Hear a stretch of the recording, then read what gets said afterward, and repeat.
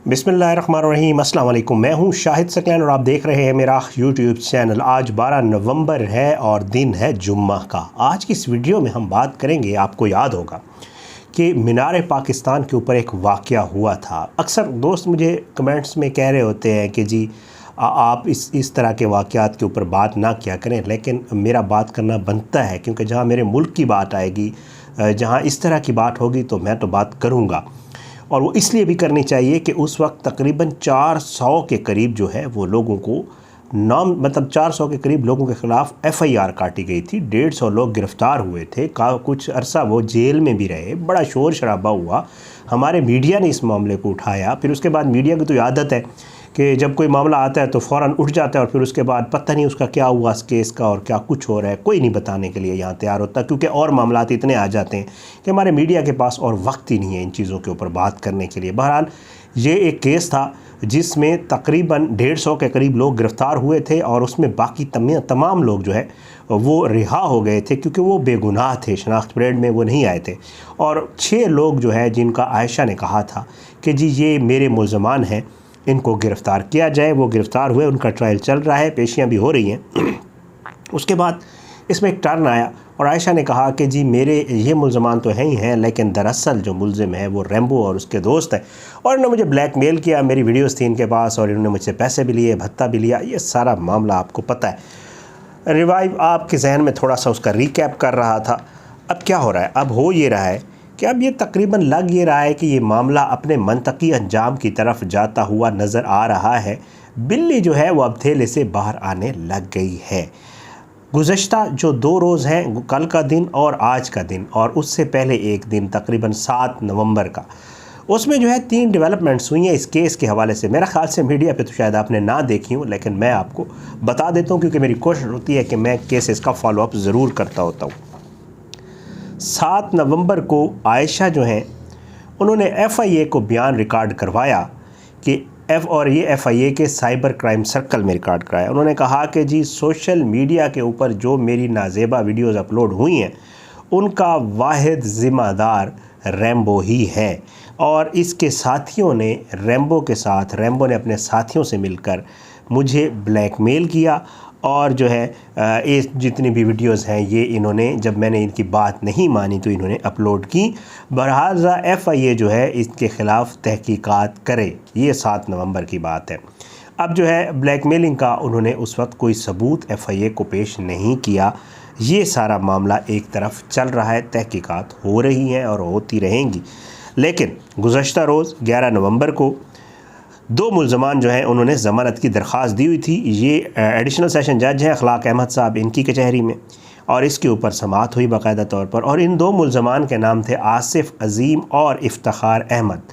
इनकी जो है ज़मानत की दरख्वास्त थी और इसमें जो है प्रोसिक्यूटर जो हैं वो साजिद सईद भट्टी साहब हैं जो इस मामले को देख रहे हैं और इन्होंने अपने दलाइल मुकम्मल कर लिए। उन्होंने दलाइल मुकम्मल करते हुए ये मौक़िफ़ अपनाया कि जी मुल्ज़मान की जो ज़मानत की दरख्वास्त है इसको मुस्तरद किया जाए, ख़ारिज की जाए और जो है इनके ख़िलाफ़ काफ़ी शवाहिद भी वो कहते हैं हमने पेश कर दी अदालत में, तो इसलिए इनके ख़िलाफ़ इनकी जो दरख्वास्त ज़मानत है उसको मुस्तरद कर दिया जाए। बहरहाल इसके ऊपर ये हुआ कि जनाब जज साहब जो हैं उन्होंने दोनों मुल्ज़मान को रिकॉर्ड समेत जो है तलब किया और आज दलाइल के लिए तलब किया था। और आज एक और अहम डेवलपमेंट हुई है जो मैं आपको अब बताने जा रहा हूँ। टिकटॉकर आयशा अकरम साहिबा अदालत आई। उनके आसपास 3 के 4 लोग मौजूद थे जो कि वकला के रूप में थे, लेकिन मेरे जो दोस्त लाहौर कवर करते हैं कचहरी को, वो कहते हैं हमने इनको पहले कभी लाहौर कचहरी में नहीं देखा। उनमें से एक दोस्त ने मुझे ये ज़रूर कहा कि हो सकता है ये ख़ातून फ़िरोज़ वाला कचहरी से फ़िरोज़ वाला कचहरी से ये साथ लेके आई हो, लेकिन वो कहते हैं हमने इन वकला को पहले कभी नहीं देखा। वो 4 से 5 वकला साथ थे, बाकायदा उन्होंने स्कॉट किया हुआ था इसको, आयशा को, और वो उन्होंने किसी भी सहाफ़ी मीडिया वाले को वीडियो तक नहीं बनाने दी और उन्होंने कहा कि जी आप ऐसा ना करें, और उन्होंने बाकायदा तौर पर रोका लोगों को, और फिर मीडिया वाले ज़ाहिर बात है वीडियो नहीं बना सके।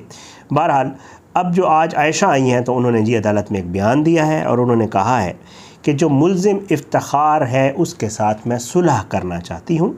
ये मेरा मुल्ज़िम नहीं है, लिहाजा इसकी कोर्ट अगर ज़मानत लेता है तो मुझे कोई एतराज़ नहीं होगा। आयशा कहती हैं कि 20 से 25 लोग मेरे पास आए थे और उन्होंने कुरान पर मुझे हल्फ दिया है कि ये जो इफ्तिखार है ये मेरा मुल्ज़िम नहीं है। मुझे उनकी बात पर यकीन आ गया। इसके वालिद भी कैंसर के मरीज़ हैं और जो है ये वो डायलिसिस में हैं और वक़ुआ जिस दिन हुआ था ये उस वक़ुए में मुलविस नहीं है, इसको गलत गिरफ़्तार किया गया है। आयशा कहती हैं कि मैंने अपनी जो वायरल वीडियोज़ थी वो बग़ौर देखी हैं इन पिछले 2-3 रोज़ में और काफ़ी दफ़ा देखी हैं और उनको देखकर मुझे ये इल्म हुआ है कि ये मुल्ज़िम उन वीडियोज़ में भी मौजूद नहीं है, लिहाजा ये मुल्ज़िम बेगुनाह है।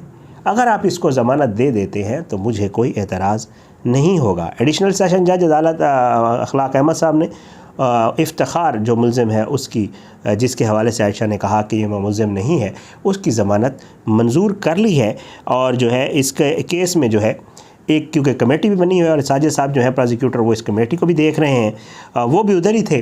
तो जो मेरे दोस्त वकला हैं रिपोर्टर्स वो बता रहे हैं कि वो भी इस बात पर ख़ामोश रहे। बहरहाल रिपोर्टर्स और लाहौर के वकला, क्योंकि मैं इस्लामाबाद में होता हूँ, उन्हीं से मेरी बात होती है तो वो मुख्तलिफ़ मौक़िफ़ रखते हैं। वो कहते हैं अल्लाह करे ऐसा ही हो कि आयशा ने जो अपने बयान में कहा है कि उसने अल्लाह की रज़ा के लिए इन सब को माफ़ किया है और अल्लाह जो है इससे मैं अल्लाह को खुश करने की कोशिश करती हूँ और मैंने कोई पैसे नहीं लिए, अल्लाह मेरी इस नेकी को कबूल करे। वकला दोस्त और रिपोर्टर्स ये कहते हैं कि अल्लाह करे ऐसा ही हो और अल्लाह की रज़ा के लिए ये सब कुछ किया गया हो, क्योंकि वो कहते हैं कि हो सकता है आयशा ने इस पर डैमेज क्लेम किया हो और कुछ पैसों के एवज़ जो कि माजी में भी ऑडियोज़ सामने आई थी कि आयशा जो है वो मुख्तलिफ़ लोगों से पैसे लेने की बात कर रही है। तो कहीं ऐसा ना हो कि आयशा ने आहिस्ता आहिस्ता उन लोगों से जो है वो पैसे लेकर उनको आहिस्ता आहिस्ता रिहा करवाना शुरू कर दिया हो। बहरहाल रेम्बो जो है उसने अभी तक दरख्वास्त की ज़मानत जो है वो नहीं दी है, लेकिन ये जो मुल्ज़िम इफ्तिखार जिसकी आज ज़मानत हुई है इसकी ज़मानत पहले मेरिट पर कैंसल हो चुकी है और अब बाकायदा आयशा जो है वो आकर उसने इसकी ज़मानत ख़ुद से, बयान मेरे पास मौजूद है जो इसने बयान दिया है वहाँ पे, बयान देकर उसकी ज़मानत ख़ुद से मंजूर करवाई है। ये है आयशा अकरम का मामला। मैंने कहा इसके ऊपर काफ़ी दिनों से मैंने वीडियो नहीं की थी, आप लोग कमेंट्स में भी लिख रहे होते हैं। फिर मरियम वाला मामला बड़ा पुराना है, उसके ऊपर बहुत सारे लोग मुझे कह रहे हैं कि उसका अपडेट मैं इंशाल्लाह कोशिश करता हूँ। मैं मुदस्सर चौधरी साहब जो उसके वकील हैं मैं उनसे टाइम लेके तो उनसे ही बात कर लूँगा, इंटरव्यू कर लूँगा, तो मेरे ख्याल से वो भी आप तक पहुँच जाएगा कि वो केस कहाँ तक पहुँचा है। उसका भी केस का कुछ हुआ नहीं है, वो सामा गिरफ़्तार है और चल रहा है केस, जैसे केसेस चलते हैं, ज़ाहिर है टाइम लेते हैं।